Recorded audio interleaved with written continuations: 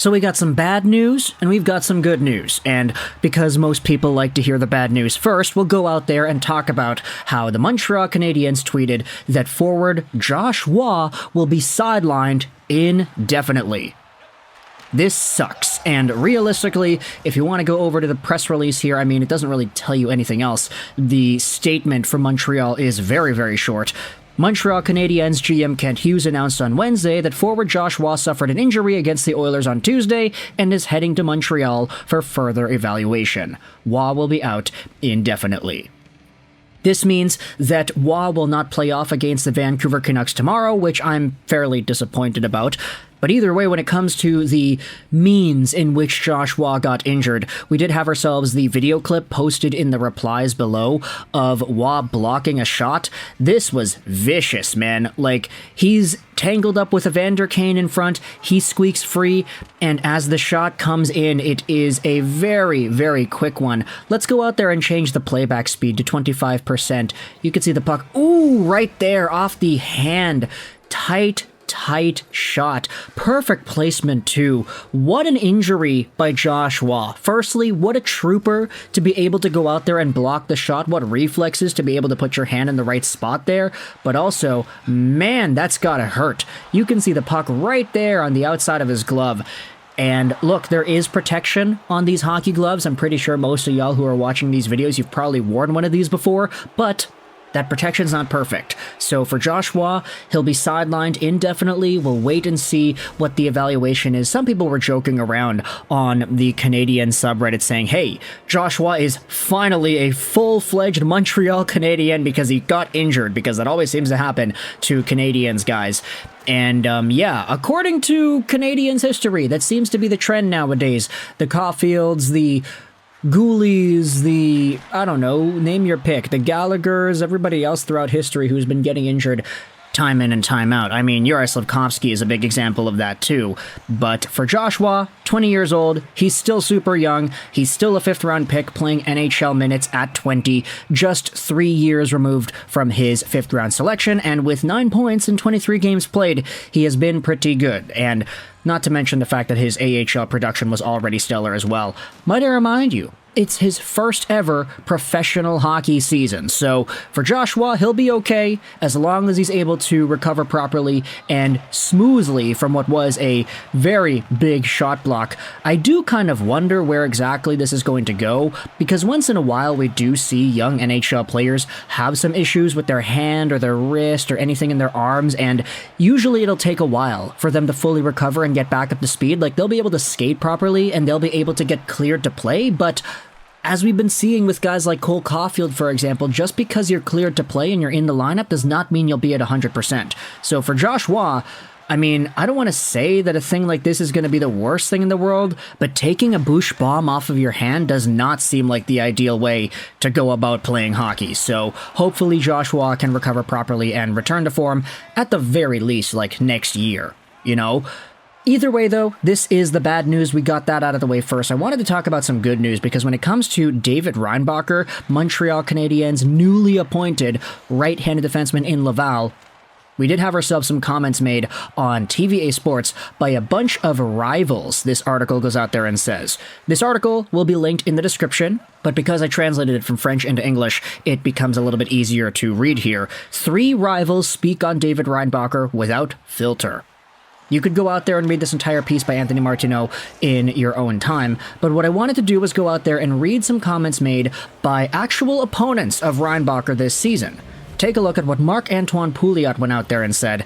Forward for Genevieve Servette in the Swiss League, he's a part of a trio of players that faced the Canadiens prospect for 2 years in the Swiss League that TVA Sports contacted. Pouliot, as well as Maxime Noreau, a 36-year-old defender with Rapperswil-Jona, and Guillaume Asselin, a 31-year-old forward playing for Ajoie, agreed, with complete objectivity, to go from their own scouting report on the 19-year-old defenseman. Here are their comments divided into different areas of play. Maxime Noreau, the Rapperswil-Jona Lakers defender, went out there and said that David Reinbacher's sense of game is very good. I would even say that it's above average for guys drafted in this area of the draft. Really? The guy went 5th overall. What do you mean? That's crazy. I saw him make very effective zone exits. He's also very lucid in his decisions made in the heat of the moment. He never does anything for nothing. David Reinbacher will make a small, subtle maneuver with his body to help a teammate. He doesn't panic, and he prefers to keep the puck than get rid of it. He can voluntarily attract an attacker towards him in the neutral zone before handing the puck to his partner, and thanks to that, he has just created a 3 against 2. He won't make spectacular lift passes or plays like that, but it'll allow Suzuki and Caulfield to have the puck quickly, and ultimately, that's what you want. Guillaume Asselin went out there and said that Reinbacher's speed, his mobility, without a doubt, he's very difficult to beat one-on-one for a forward. Marc-Antoine Pouliot said that David Reinbacher skates very, very well. He's very powerful. I've been playing in Switzerland for 12 years, and the 19-year-old defenseman like him, in terms of the skating power-size combination, it's extremely rare. These three went out there and then talked about the Reinbacher offensive package. I find that his ability to break free in offensive territory is underestimated. He knows how to make himself available without attracting attention. If you put him in a junior league, he'll give you 70 points, hence the importance of taking some and leaving some with the numbers. He's not a Cale Makar, but I read some comments about him and it's completely false to say that he is only defensive. His mobility in enemy territory helps him look good a lot. He has a shot that hits the net consistently. His team is doing a lot offensively. I wouldn't rely on his stats personally.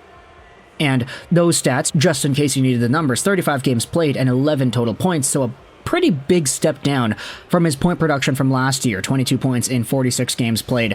But it's interesting how these Swiss League players are going out there and saying, yeah, he's actually pretty good at offense. He'll give you 70 points if he was playing in junior.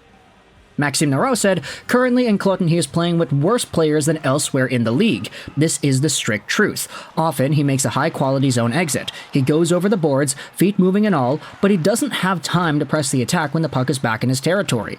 If you put Reinbacher on a team where the forwards are good, he'll put the puck on them while leaving the zone and allow them to attack the offensive territory with speed. That's also offensive. Without being spectacular, he'll still collect his fair share of points. There also is a defensive conversation here too. David Reinbacher can hardly be beaten in speed. His gap control is very good. He never gives you space one-on-one. He has a great stick, very intelligent in the way he positions himself on the ice. Honestly, he's not a defender you like to face. It's not fun playing against him. And I tell you this knowing full well that he's only 19 years old. He does this despite his young age and while playing in one of the best circuits in the world against men. It's pretty huge, to be honest. There are a few Quebecers on the team, and obviously we sometimes talk to each other about Reinbacher because we know he belongs to the Habs, and everyone agrees that he's strong and very difficult to beat. Often, when you know a guy his age is on the other team, you're going to be able to have fun, but with him, it's quite the opposite. His defensive game is very strong. When it comes to what Reinbacher needs to work on, I would say he's going to have to work on his battles for the puck, whether it's melee or with his stick. He's smart, but not the nastiest in corners. Winning pucks in duels is very important. I also think he could be more mobile and hungry in the offensive zone, but that will come with coaching in my opinion. Now here's the funny part. When you go over to the stylistic comparables and projections, there are some pretty interesting comments made. Maxime Narrow goes out there and says, I've started doing a lot of video watching lately, and I've seen several NHL games. Honestly, style-wise, David Reinbacher reminds me of Devon Toews. He's not flashy, he skates when there is space, and he doesn't try to outsmart opponents. At the end of the day, Toews puts everyone in him in the category of very good defenseman. But when you look at his game, there's absolutely nothing special about it. It's the simplicity and good decisions that make it so good. Devon Toews is a gem for a coach. You can use him 25 minutes anywhere, and you know he's going to do the job. I'm not saying David Reinbacher, even at his peak, will be one of the top 5 scorers amongst defensemen, but will Canadiens fans really be disappointed to have a defenseman like Devon Toews on their team? To be at his best, a Cale Makar needs a Devon Toews. And when you think about it like that, hey, comparisons from Lane Hudson to Cale Makar are always existing, so why not have Hudson and Reinbacher as your future number 1 pair? Move Gooley to the second unit and have a guy like Mailloux or Barron or whatever on the second as well. That's a pretty good top 4 if I do say so myself. Guillaume Asselin went out there and said that the first name that I think about is Alex Pietrangelo. He's complete, not all offense or not all defense, skates well, type of guy that makes you win. Reinbacher doesn't have an eye-catching style like Hudson's, but he'll still have great use for Montreal. He'll play on the second power play in the first pair, he'll play between 24 and 27 minutes a night, and will be opposed to the best opposing elements. It's worth a lot of money, all of that. So let me know your thoughts in the comment section below, firstly, about the terrible news given out to Josh Waugh and how his injury will have him sidelined indefinitely, but also what are your thoughts on David Reinbacher and all the comments made here by fellow Swiss players that have played against him and have assessed his game and hockey sense. We know the Laval Rocket have a super stacked D-core already, but how is Reinbacher going to help that out? Let me know your thoughts in the comment section below. I hope you enjoyed this video. And bye.